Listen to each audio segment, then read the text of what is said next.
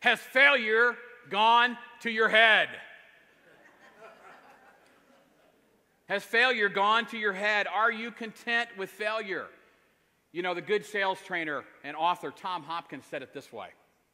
He said the single most important ingredient between champion achievers and average people is their ability to handle rejection and failure. You're not going to be remembered. You're not going to be remembered by how few times you failed, but rather how often you succeeded. And there's a common thread that runs through successful people. Here it is. They're beaten over the head. They're knocked down. They're vilified. And for years they get nowhere.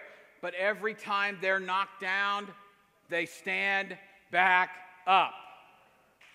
You can't destroy these kind of people. You see, the choice of giving up or going on is a defining moment in your life. You know, 1 year from now, 365 days from now, you're going to have some defining moments. And those defining moments are going to be opportunities to go on or go higher, or simply to quit too soon. Your success will be measured by your willingness to keep on trying. Now, there was a little Canadian bird who usually flew south for the winter. But it decided this year it was not going to fly south for the winter like the rest of his bird friends. It was going to nestle in right where it was for the winter and not expend all that energy or take all that risk. So all the other birds went, and the little bird waved them off and nestled into its little nest. But a few days later, the weather took a turn for the worse and became very cold. The little bird started to get bothered and started to think about all its friends that were probably sunning themselves in Mexico right now. So eventually he decided that he could go south after all, and he took off. But only a few hours into his flight, the weather got much, much worse. It began to rain heavily, and because he was flying so high, the rain turned to ice on his wings.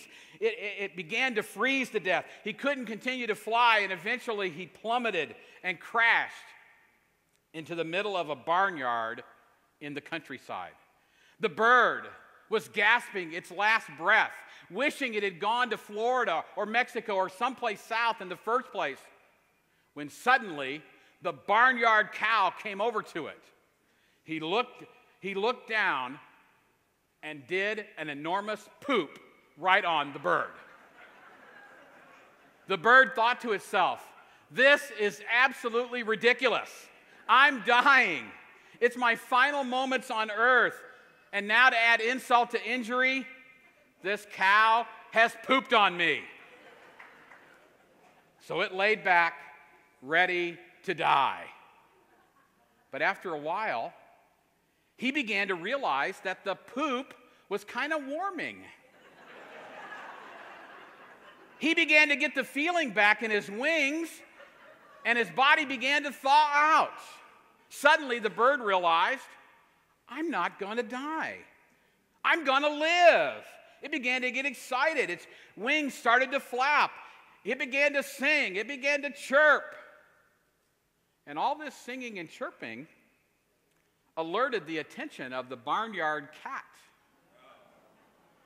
The cat sauntered over to the bird, picked up the bird, began to scrape the poop off of him. And when the cat had cleaned the little bird up, he ate him.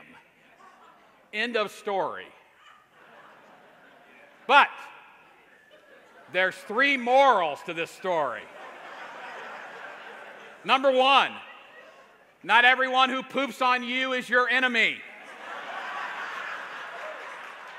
Number 2, not everyone who scrapes it off is your friend. And 3, if someone poops on you, keep your mouth shut.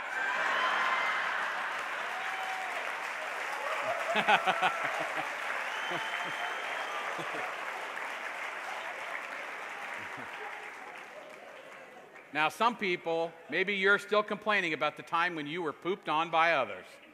Maybe it was an event that took many, many years ago, and you still haven't gotten over it.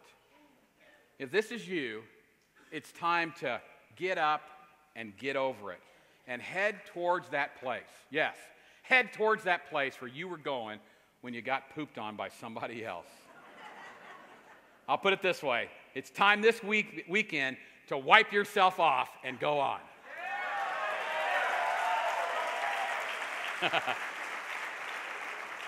Have the courage to live. Anybody can quit.